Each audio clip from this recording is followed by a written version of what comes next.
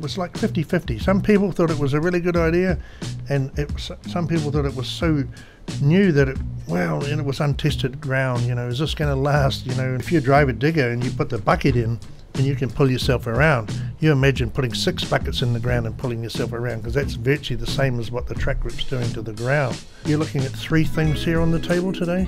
We make 4,500 products and parts and sell it all over the world. So great to have you here today, John. Really appreciate you coming in and to kind of share some of the backstory for Carrot Group. What we've been doing on this show over the next 12 to 24 months is really sharing some of the undiscovered or unknown Kiwi stories. And when I first chatted with you, it was probably about a year or 18 months ago. Right, yes. There was some really exciting stuff you were doing, not just with the products and the innovation side, but really how you wanted it all to go back to Eltham and to this tiny population of 2,000 people. So how about we start there? What's it like running a business out of Eltham in the west coast of the North Island of New Zealand? It is great. We don't have any stress trying to get to work in the mornings by everybody, so everyone lies nice and relaxed, and they don't have to get caught in traffic jams, and it's easy to go to the dairy, and it's just a nice, friendly place, and I guess that's a good thing for the staff, and it's a good thing for us. People are loyal, and come work for us for a long time. We've had a lot of people that we've given out gold watches for the 20 years that they've been there. Some have been there 25 years or nearly 30 years, and so you wouldn't necessarily get that in the cities, and the locals are very supportive of the company and also the people. And I think it's important that small businesses or large businesses or medium-sized businesses work in those rural areas, because without that, it would decimate they would just become ghost towns, So it's very important. And how many have you got working for Carrot Group It's now? always around that 40 mark, 35 to 40 mark. It varies. Sometimes it gets up, more, but not really less. Just depends on what contracts you're doing at the time or what's going on. But yeah, we keep around that figure. Yeah. Now, you're an organisation that specialises in advanced engineering. What does that mean to the audience? What are the particular types of skill sets or processes that you excel at that form the basis of all of the types of products that you make? Yes, that's a good question, in the sense that I've always tried to, for New Zealand and Australia, to have the best gear, or be innovative in the way that it's the first. It's the same with that fibre laser. It was the first in Australasia. What we travelled to Germany to find out what the technology was at the time. It wasn't even available in the world. And I mean, you sort of look at that today and think, well, laser cutters are everywhere and fibre lasers, but we were the first.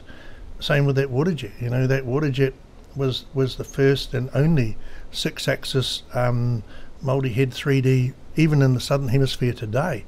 But that was put back in 2000. There was NASA and a guy in Scotland. We pioneered the world in that, and we've done things on that even NASA and people haven't done. We've done stuff for Australia, 3D stuff, and cut big pipes that even Omax in America today say never been done before, and it hasn't been done since. So we pioneer a lot of those things, even down to the robots and things like that. We were leading the technology right throughout the country, right from the beginning, and we still do today, where we can. Yeah.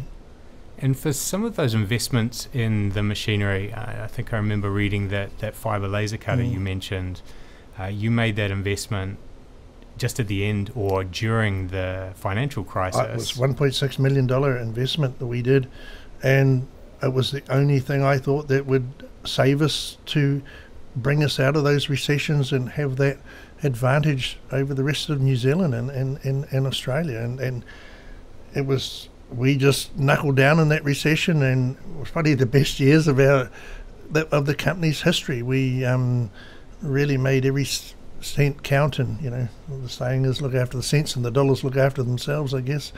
And that was how we ran that thing. And with Yvonne and that at the purse strings, it made a big difference, and it put us in a healthy situation to drive it forward. Because that's a big outlay of cash at a time where, did you know that you were going to have people buying the particular products that that piece of capital could make? At the time, it was the only way you could be competitive. At the time, we were making huge amounts of stuff for Australia, and at the time, we had to make it faster and cheaper. And one was getting the overheads down, the costs of production, and for many years we led that production. It like was tenfold. That fibre laser was so much faster than the 4 lasers that we had. We had 4 lasers virtually going 24 hours a day, and when we put that fibre laser in, it was virtually doing 1 10-hour shift, doing the work of 4 of those other lasers. So we went to fill that production up, and it worked out good, and it still does today. It's still very innovative today. So yeah. So what would be, we've got a couple of the products we're going to cover here in front of us at the moment. The Track Grip certainly is one that I do want to talk with you about. But before we get onto that, let's go back to earlier than the financial crisis, earlier than the investment in the machines, going right back to the formation of the company. Sure. What was the moment that you thought the ideas you had and the skills you had could be put together and actually framed into a company and potentially employ people one day? Well, it goes right back to my school days when I was 5, 6 years old. I always wanted to have an engineering company. I guess in those days I wanted a large engineering company. We won't go there, just an engineering company that I could make anything and everything. And so I've always thought that as a little child. So at the age of 7, I used to fix lawnmowers and chainsaws for all of the people around the district, and I made my first go-kart when I was about 10 years of age, and my first motorbike by 11, 12, and they worked really well, and we rode those things around, and they kept breaking, so you just kept making them stronger until they didn't break, and it was really interesting. And I would experiment with how to make things better, right from the word go.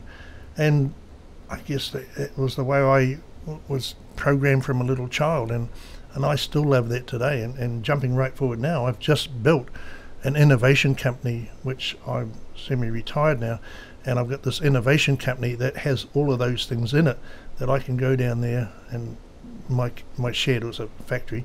I can make anything, virtually anything in there, and that's my retirement thing, is to carry on developing things. So from a little child, now I'm back in my second childhood now with all the gear and be able to make these things.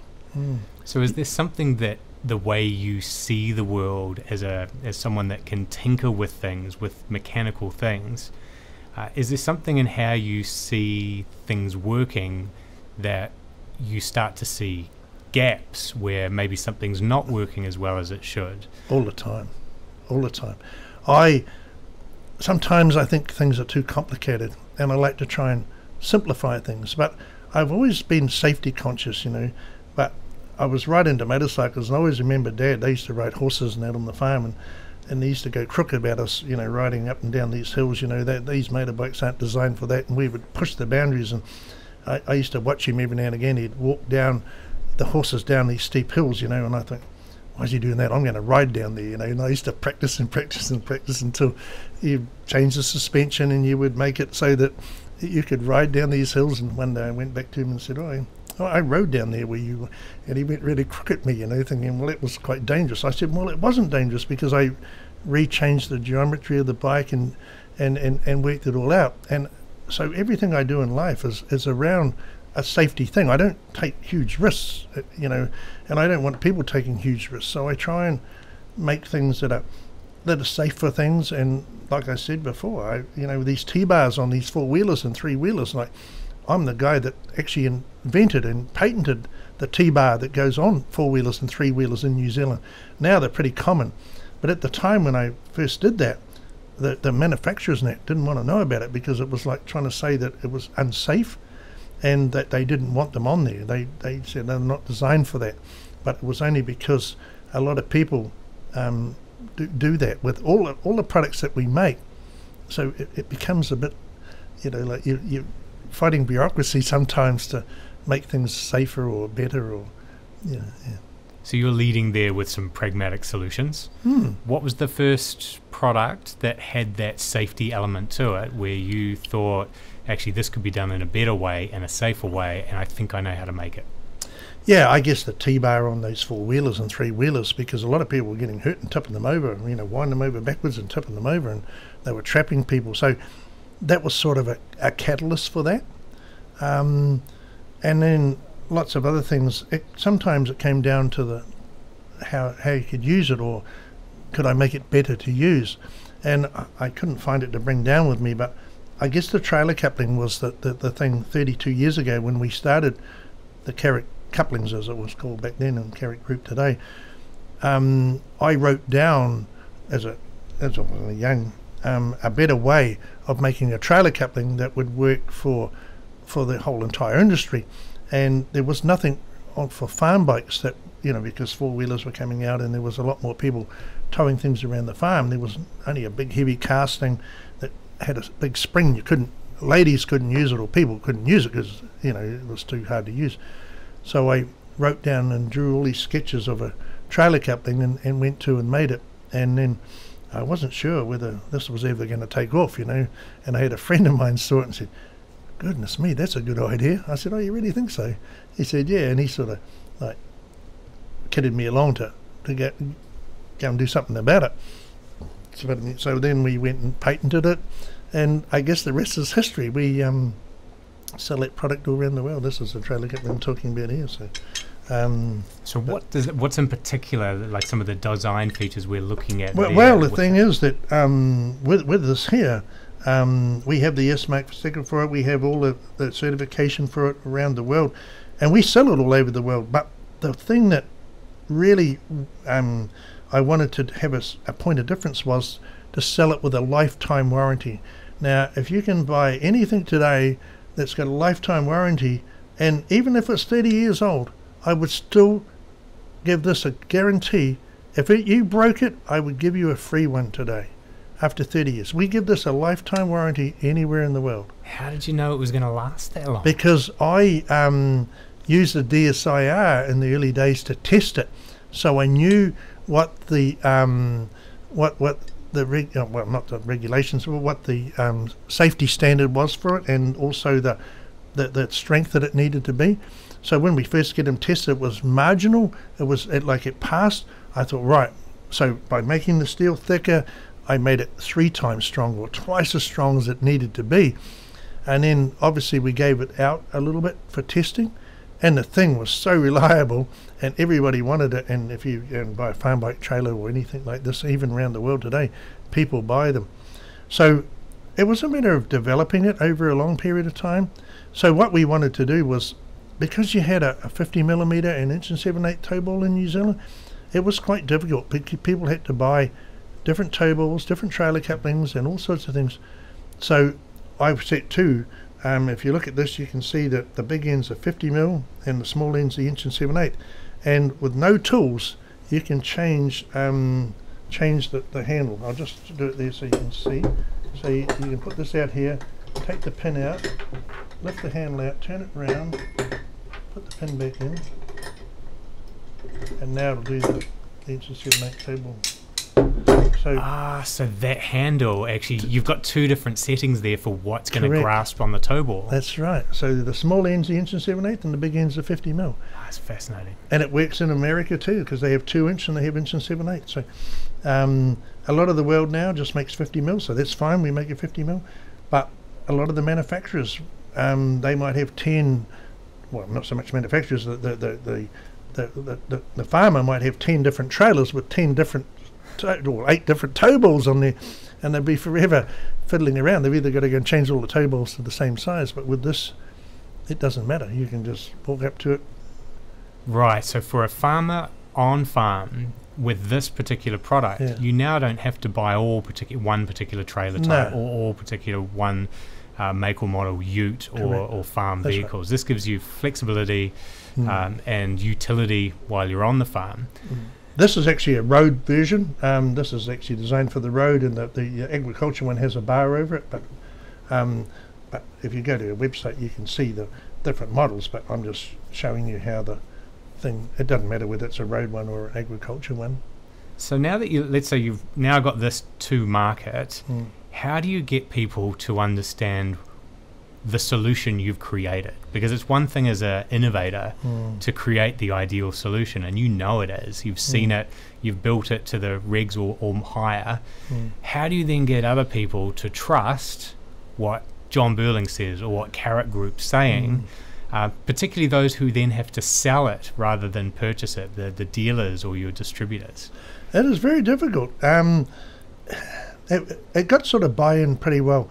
It was quite surprising, you know. So it was like 50-50. Some people thought it was a really good idea, and some people thought it was so new that and it was untested ground, you know. Is this going to last, you know?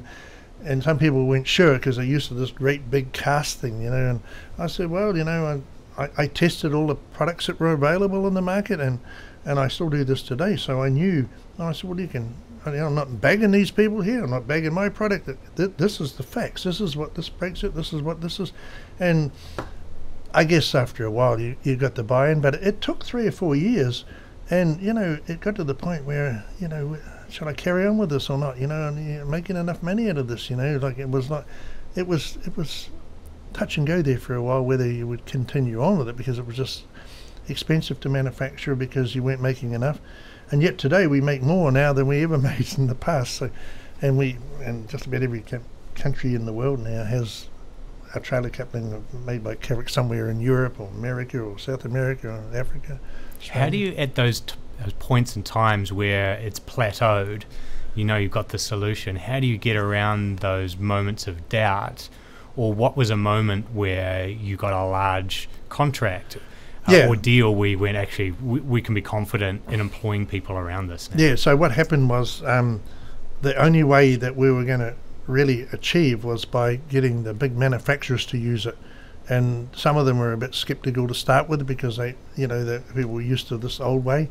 But as the four-wheelers and the three-wheelers, well, three-wheelers more phased out eventually, but as the four-wheelers became more popular, the tow bars were so much closer in underneath, the other product didn't work properly. So we got to leap in there because this product was designed, part of my 10 things that I wrote back in the early days, one of them was be able to fit it easy and be able to see to make it fit on there. And if you have a look at the bar one, you can see the tow ball underneath and it's easy to fit. But this is, like I said, a road one. So from that, it was just a matter of, well, people just bought it because it made sense to buy it. So after they started doing that and it lasted and it didn't break, well, then the thing just took off. And all the big manufacturers now use it and sell it all over the world for us, yeah. And what came next after the trailer couplings? What was your next light bulb moment where John said, this is a problem that needs solving and no one's done it, I'm going to do it? Well, there was lots of things, but I guess the biggest thing that's been the most accepted thing around the world has been the track grip products, a range of stuff. And I had a big, huge scare. I've got a 20-ton digger, and I was working on a site, and it got away on me over the bank. And you sort of think, well, this is really dangerous. You know, people get killed doing this stuff, and here's a person, I've done a few thousand hours in this thing, and I'm thinking, well, that shouldn't be the norm. You know, why do people put up with this? And so I decided, I wonder if we can make a track grip. Well, we call it a track grip today, but at the time, some device that we could bolt on there that's going to work. And of course, around the world, people had tried all different things, welding pieces on and mounting all sorts of things on that wasn't practical. So I set to make something that bolted on that wouldn't come off, because that's the biggest challenge, because these things are heavy. So over a 3-month period of playing around with it on my own thing, we took a patent out on the track grip. This is a track grip product that you see here. This is a 500 one, but we make them right up to 1 meter long. And so what we did was I gave a couple of sets away to people to test, and they were amazed, like absolutely amazed. And we launched it as a new innovation product at the field days. And so we made a video up in that, and I was quite surprised that the uptake from that, people thought it was an ingenious idea, and we got a merit award for that at the field days, and the whole thing, it took off from there really, and it took 3 or 4 years before people trusted it and believed in the product, but now we sell it all over the world. It goes everywhere. It seems quite a surprise that for something like a 20-ton digger, that it didn't have these options already. So this track grip this goes on to the actual tracks Correct. of your digger. But just bolts on with the you undo the 2 bolts here, and it clamps on, so it's clamped on tight, so there's no way it can come undone or loose. So surely the question in my mind is, why wouldn't a digger manufacturer or a track manufacturer make this as part of their solution? They tried. They'd spent millions. I found out that some of these big companies had spent millions of dollars trying to develop exactly this product. They never got a way that they could hold it on. And I remember back when I was a little kid making those go-karts and things like that, you just can't always rely on bolts to hold things on, because bolts can come loose. And I always used to remember when I did things up in the vise, you could hammer things and bend things over in a vise and it never came undone. And I thought, if we could only duplicate the vise into this, it will work. So if you see this here, these holes are loose, and the top piece is like the vise, and the pins actually hold it. And then when you do the bolts up, the bolts are only holding it on. They're not actually physically, because there's always a gap here.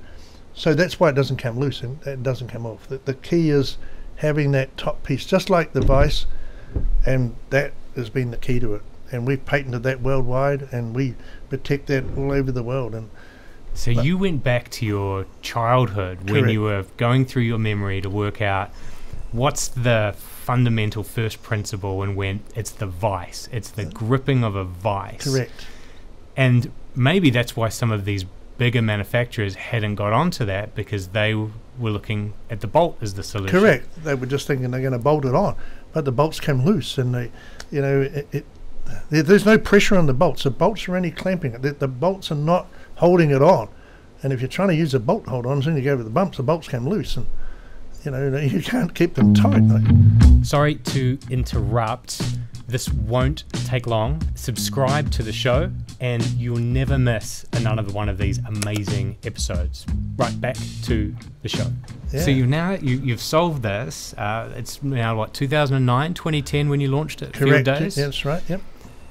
Are you not scared then that one of the big companies is going to get a hold of one of these and start making it similar but slightly different? I thought to start with that's what was going to happen, and I was sort of like really careful about that, and I made sure the first thing that I actually did with it is I patented it in America. Now, and people listening to this, you would say, why would you patent it in America and not New Zealand? Well, I was thinking, those big manufacturers like Caterpillar and all those big companies in America, if you patented it in New Zealand, you do not have prior art. These Americans have prior art over the rest of the world with patents. So if you patent something in America, straight away you have prior art over everything else in the world. So if someone made something in South Africa or Australia, America comes first. Everyone else comes second. So the first thing I did was made sure that I patented it in America. And then that gave me the prior art. And then we showed all of these big manufacturers all of this stuff. And today, of course, obviously they sell them and we have all the stands in there. But to start with, it was like, well, you need to test this product. And I was thinking, well, while they're testing it, they were trying to think of another way of doing it. But there was no other way of doing it, because my patent is the only way. It does work. There may be another way, but that does work, because going back to that vice system, So now that they've seen it and they can't copy it, and you've got the only patent to it, Correct. and you're manufacturing, were you ever tempted to give them a license to manufacture rather than try to do everything from little old Eltham in New Zealand? Yeah, well, the end game probably will be to do that. But what's happened is with it, the product, what it started out as just a a thing to bolt onto the tracks, it's changed the way that they use these products around the world. And so what's happened is there's so much evolution and so much involvement in developing new products. So from the original patent, I probably have about 10, 15 patents on this product now, of new development and new ideas, from the ice grippers to the mighty gripped ones to all the different ways, and the rubber track ones. I didn't, because we had to fly down today, I couldn't bring a whole thing, but if you go on our website you can go and have a look at all the different ones that we make. So it was evolution to make different ones for different manufacturers, and we're still doing R&D today. Like this R&D department, or this factory I've set up, is purely for redeveloping new models all the time. Keep ahead of the end game, you know. It's really important. What does the track grip allow then the end user of diggers or in construction? What can you now do, knowing that you've got a grip on an angled surface of soil or ice, or when you're in construction? What type of projects can you do that maybe you couldn't do safely before? Oh, it's changed the way you do everything. It's the productivity, the fuel saving, the safety side of it, the you know, if you drive a digger and you put the bucket in and you can pull yourself around, you imagine putting 6 buckets in the ground and pulling yourself around, because that's virtually the same as what the track grip's doing to the ground. So you don't, when you slew round or on a bulldozer, you're not skidding sideways, so you're getting full bucketfuls and full productivity of what you're actually, you know. So it's more than the safety, it's the productivity part as well. You know, saving huge amounts of fuel, saving huge amounts of time. And I've found out, you know, from all of the construction companies and also the roading companies, you know, they would have to wait for the ground to dry up before they could even go and work on these things. Now they put these things on, like, you know, Phil and Hogan working on the roads and things like that. They can go and work on these, on the sides of these banks straight away. Like, can go and bolt this on. It's 20 minutes to bolt a whole set on and 20 minutes or 15 minutes to take them off. They can go and work safely on all of these on all these roadsides and cliffs and not worry about falling off, you know. Same with putting utilities in for power lines, and it's changed the whole way.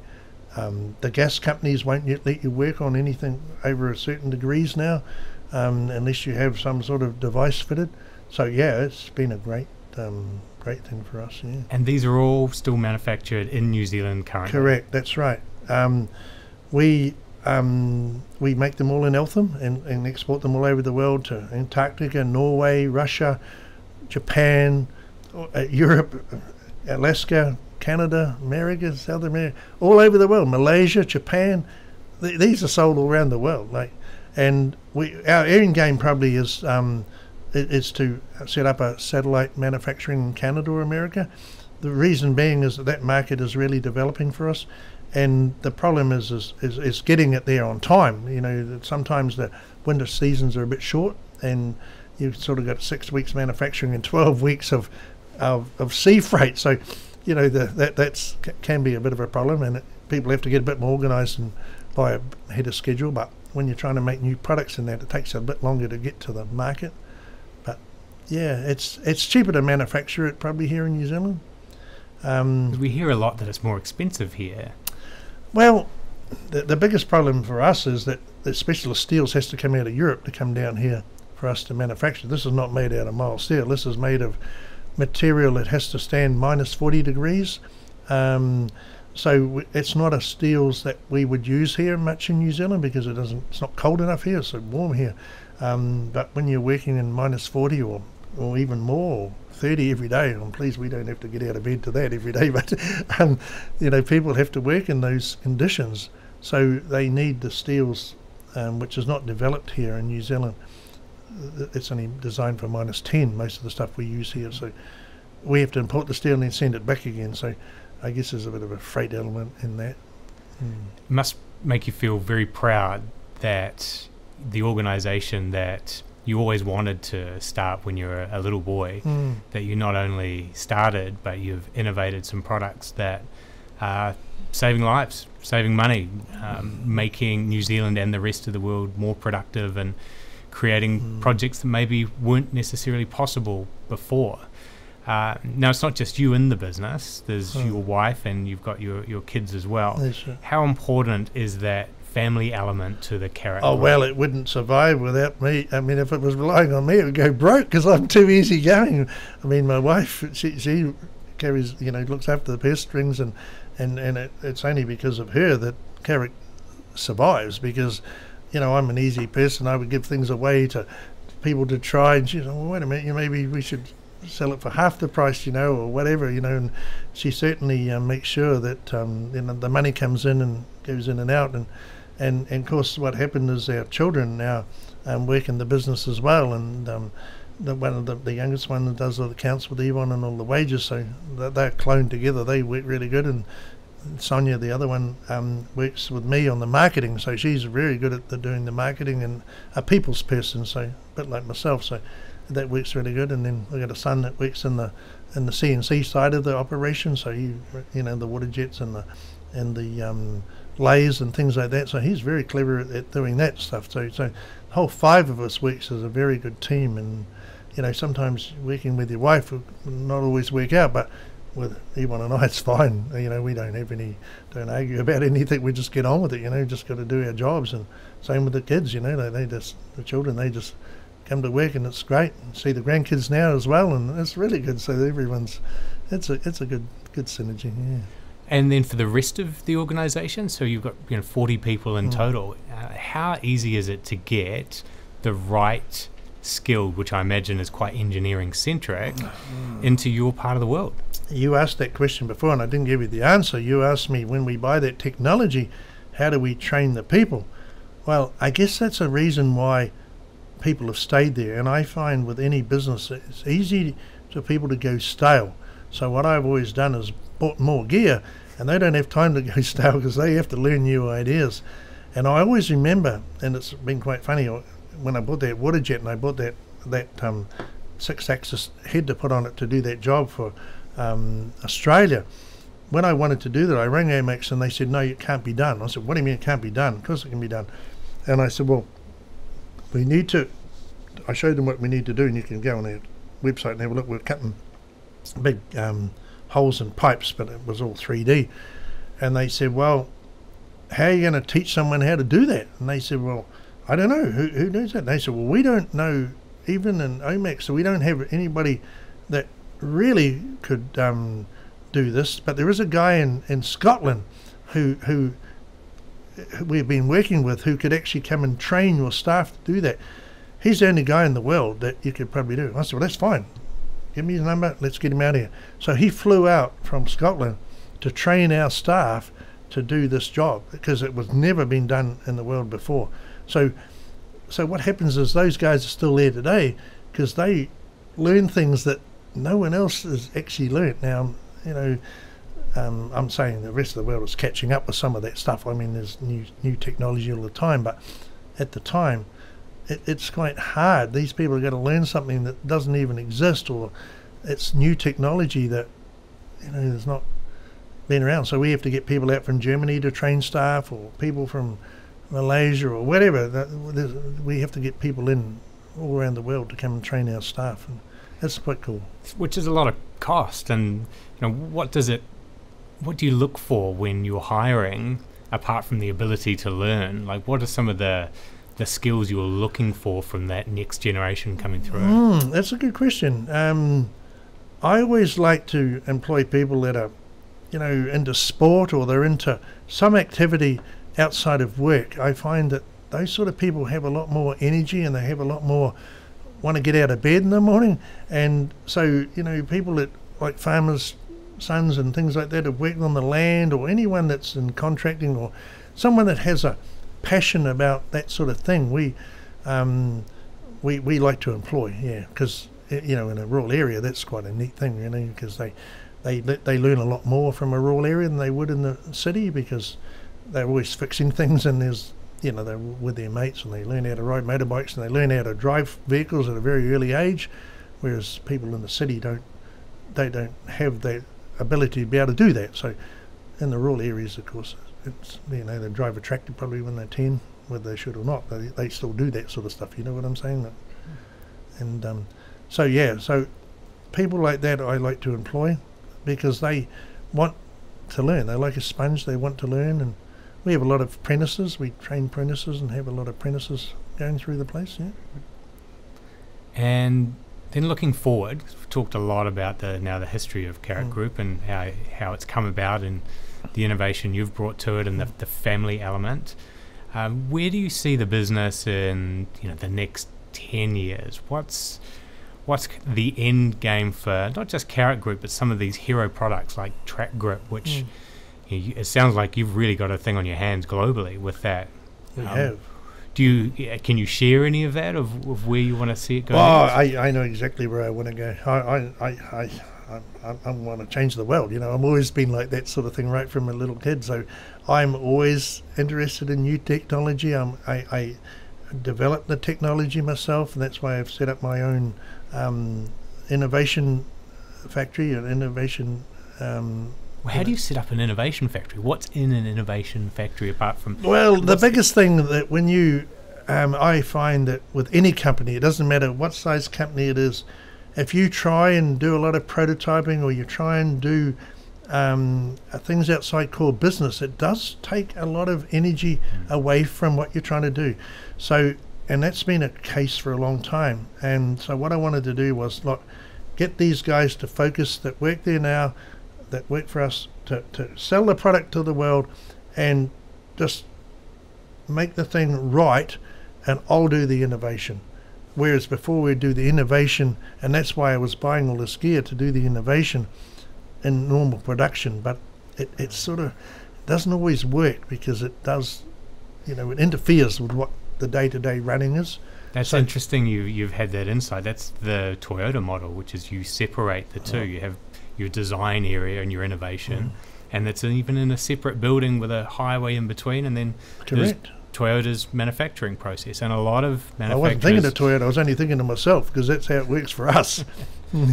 Yeah, and you can innovate on the agile processes around manufacturing, which is different to innovating on, can we make something, bring something into the world that's never been done before?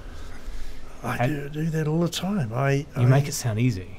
Well, I just, I guess it's a bit like this toe lock here. I'll take it out of the packet actually, but this is a product you're talking about, things like that, where you want to make things a lot easier to use. So what happens here, when you go to tow something on the back of the car, if you want to put I'll just get the brochure out of there actually. I've seen this on your website. This is for like towing boats out of the water, or... Well, yeah, if you want to tow anything... Sorry, I've just ripped the brochure, but you can have a look on our website. So the whole idea is this, that you just put this over the tow ball, and once it goes on there, the tow ball sits in here, and once you put a D on here, no matter what angle you tow it from or anywhere, that can never come disconnected from the car. So you can run a safety chain on there. If you ever broke the tow ball in some way, nothing can fly and hit someone. So, and it can never come disconnected. So if you're towing a car down the road, sometimes the rope comes off the car or it can come disconnected, or you're trying to tow something around the paddock and it jumps off the tow ball. Once this goes on there, you can have a look at our website. That's quite an innovative product, and we sell that. Well, you can see there how it goes onto the tow bar. But if you jump on our website and have a look. Is that exported as well? Or yeah, in America, and we're off to a trade show this weekend, and so all the products are on display, and we sell. In America, it's really funny. We sent this over to them, and they said, "Oh no, we want a big one." No, I didn't bring it down, but they said, we make a massive one for American markets, like 3 times bigger than it needs to be, and but they just like it big. It's the perception. Yeah, they fit on their F650 or whatever, their big truck. They're never going to break it. They won't even break that. But the Americans, they just want it big, and it's cute. We just make it, and yeah, it's the same with these. They just want everything's big. Everything's bigger in America to what we have here. And so you're going to that's the next flight out of New Zealand to exhibit at the trade show. Yes, on Thursday we're off to Eugene to a big trade show.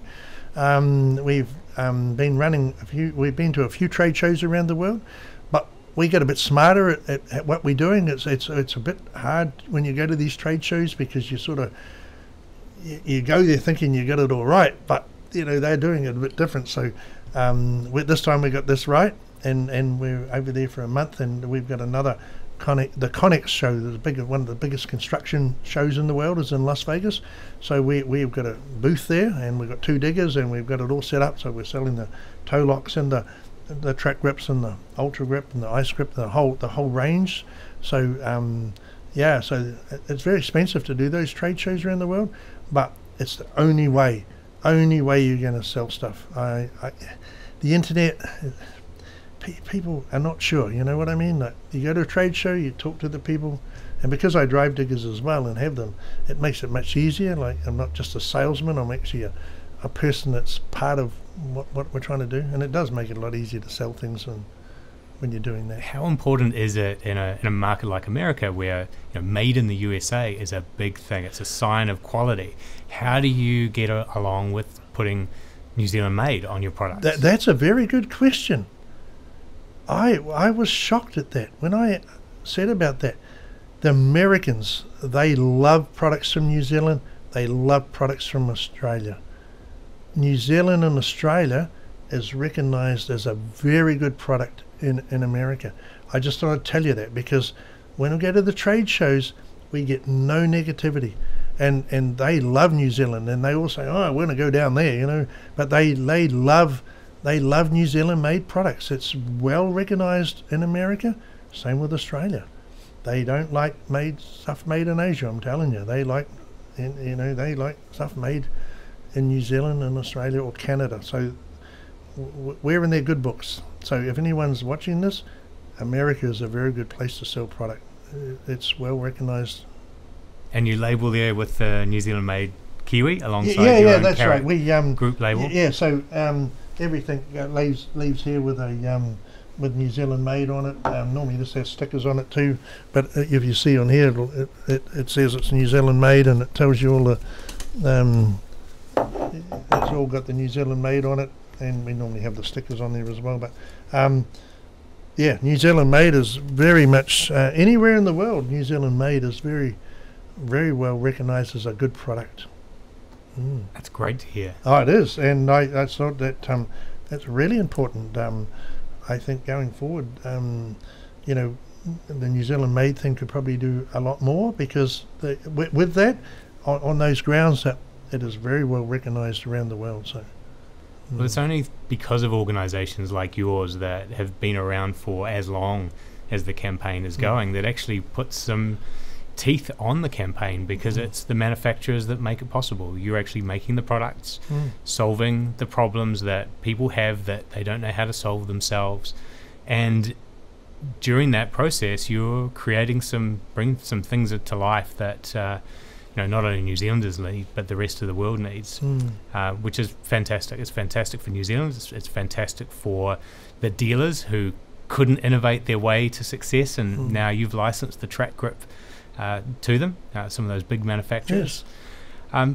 What haven't I asked you about, John, that you were probably expecting to be asked about, or is there a particular area that I've missed out in my research that you'd like to Well, discuss? I think what's really important is you have to stand behind your product, and no matter whatever happens, don't walk away. Just make sure that if you have a little problem or something, you make sure you fix it up, and make sure that the customers around the world trust you 100%, and that's a very important thing. Service and delivering on time and looking after that. Yeah, I guess we could talk all day. I mean, there's so many thousands of different things I develop for customers all over the world. We do huge amounts of confidentiality agreements with companies, and I develop many things. You're looking at 3 things here on the table today. We make 4,500 products and parts and sell it all over the world, for other manufacturers, and the boating industry, all the wobble rollers that you see on all the trailers, we make all of that. We do mud guards. There's just thousands of things that we make and develop, and I've always said no in the past, and everyone's getting at me about that now. It's becoming, we need to consolidate a bit because of the things getting bigger and bigger. But yeah, I love developing things and making things for people, and yeah, all over the world. Like it's. I can hear the passion in your voice, but I'm keeping you away from your passion because we're talking about it here, and I can tell that you actually like being on the tools and being in the factory. Being in the office is actually a tie to me, and everyone says, right, you have to do this paperwork, you have to do this, and I sort of go in there, and under duress I do it, and out. It's not my favourite place to be in the office, but yeah, since I've semi-retired and I've got this new innovation. That's where my passion's going to be. I'll do two days a week, and I'll do the board meetings and answer the big questions. The rest of the stuff is I don't want to know about it now. And we're going to go in and change the world. Well, thank you very much, John, for sharing a small part of what you do with the listeners and watchers of A Kiwi Original. We're sharing these stories to really uncover some of the fantastic people in New Zealand that are making things happen for New Zealand-made goods, whether they're products or services. And it's fantastic to hear through what you've done with your ideas and turning those into intellectual property and patents that can have recurring revenue and bring in jobs for New Zealand and particularly into our region. So I think you can really hold your head high and be proud of what not just yourself has done, but Yvonne Burling, the rest of your family and the rest of the team, because in a company everyone has their expertise, and I think putting that all together for your dealers and your customers, you've done a fantastic job. Yeah, we have 35 patents today, so it's all come out of there, and it's really important. That's where the growth comes from. Any hints on the next one? No, I've got to keep things secret. The world is changing, and things become quite fast now with social media. You can say something here today, and it'll be around the world tomorrow. And so you have to be quite careful about how you keep hold of some of that intellectual property. Yeah, that is very true. Well, we'll have to get you back on the show once the next set of patents is up, and you want to talk about the new products that I'd love to, you're tinkering on at the moment in your innovation factory. I'd love to. Thank you for your time, John. Thanks very much. Thanks. This has been a Kiwi Original brought to you by the New Zealand Made team. Thanks for watching. The New Zealand Made trademark is used by over 1,200 businesses in New Zealand. The New Zealand Made team licenses that trademark. Check if you're eligible at bynz.org.nz. If you feel that someone should see this, share it with them now. Otherwise, subscribe to youtube.com/bynzmade. We'll see you on the next episode.